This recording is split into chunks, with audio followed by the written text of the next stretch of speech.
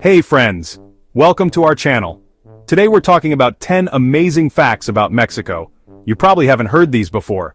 We're talking really old mysteries, amazing records, and natural wonders that will make you say, wow. Get ready to be surprised, grab your snacks, get comfy, and get ready for a fun trip to Mexico. Okay, imagine this. You're walking in Mexico City, enjoying a yummy taco, not thinking about anything, when suddenly you realize the ground is slowly disappearing. Okay, maybe not that fast, but it's true. Mexico City was built on a lake a long time ago, and that lake is slowly coming back. We're talking about a city with over 20 million people sinking about 10 inches every year.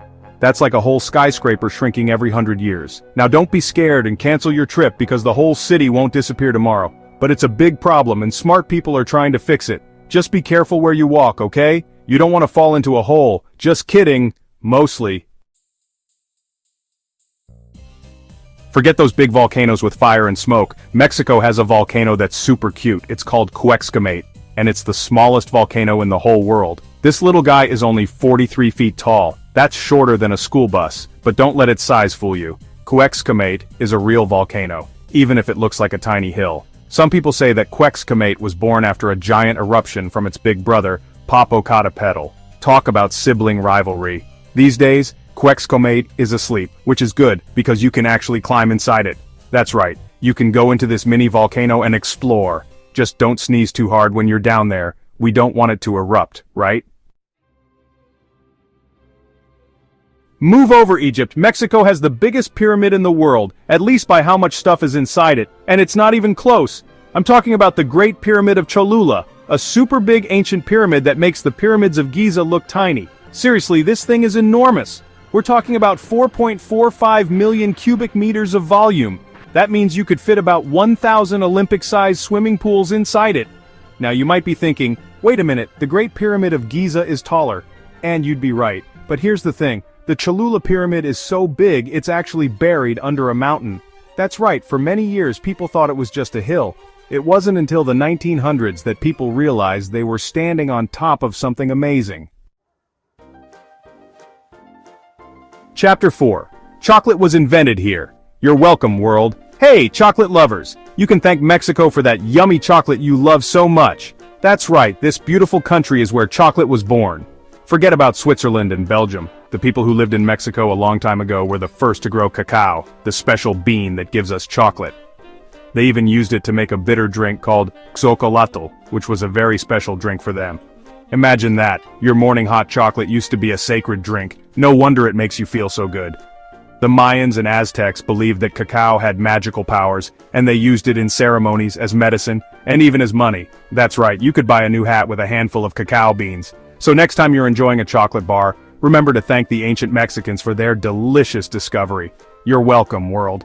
And let's not forget, chocolate has come a long way since then. From a sacred drink to a global sensation, chocolate has truly evolved. Today it's enjoyed in countless forms, bars, drinks, desserts, and more. So, the next time you savor that rich, creamy taste, remember its incredible journey. From the ancient cacao groves of Mexico to your favorite treat today, chocolate has a history as rich as its flavor. Thank you, Mexico, for giving the world this delightful gift. You're welcome, world. Chapter 5. Day of the Dead. It's a celebration, not a scary movie. Okay, let's talk about death. Not in a scary way, but in a happy, celebratory way. It's a time when people come together to honor and remember their loved ones who have passed away. Because in Mexico, they know how to party with the people they loved who have passed away. It's a unique blend of joy and remembrance. Dia de los Muertos, or Day of the Dead, is one of the most special and colorful traditions in the world. It's a vibrant festival that bursts with life and color. It's a time to remember loved ones who have died, but it's not about being sad, it's about celebrating their lives. People create beautiful altars known as ofrendas to honor the deceased. Imagine a festival with bright decorations, delicious food, and music that makes you want to dance. The streets are filled with laughter and joy. That's Dia de los Muertos. It's a time when families and friends gather to celebrate the lives of those who have passed on.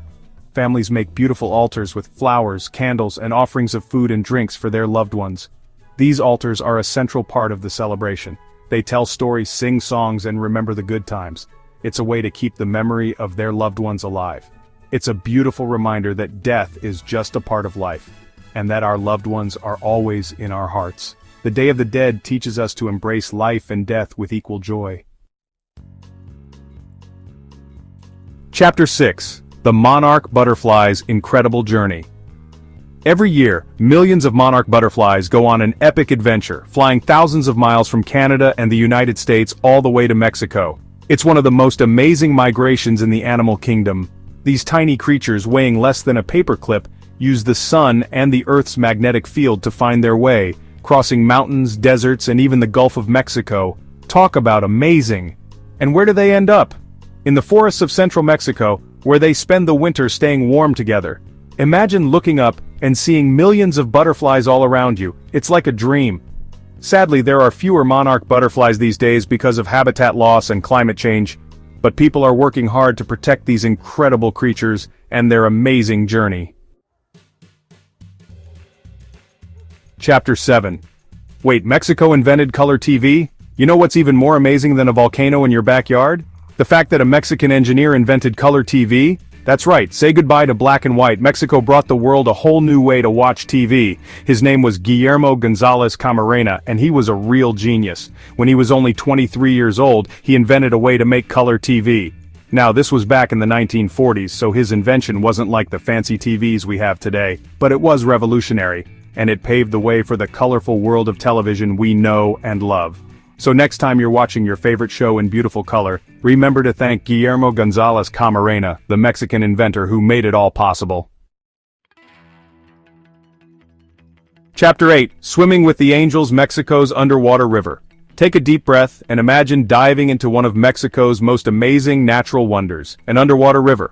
That's right, you heard me right. Hidden away in a cave on the Yucatan Peninsula is Cenote Angelita, a cenote that has something truly special. There's a layer of fresh water on top of a layer of salt water, and it looks like a real river flowing underground. Imagine swimming in crystal clear water, surrounded by cool rock formations, and then suddenly, you see it, a dark, mysterious river below you. It's like something out of an adventure movie.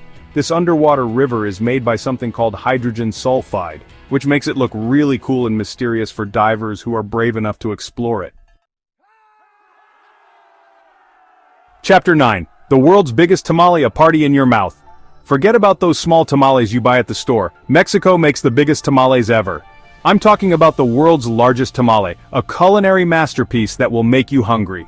This giant tamale, weighing over a ton, was made in Veracruz, Mexico, and it took a lot of chefs to make it. We're talking about 1,500 pounds of masa, 880 pounds of pork, and a whole lot of love. This tamale was so big they had to use construction equipment to put it together. And it was so long it was longer than a football field. Now that's what I call a party in your mouth. Sadly, this record-breaking tamale has been eaten, but its legend lives on, inspiring people around the world to dream big and eat even bigger. Chapter 10. The ancient ball game that was more than just a game.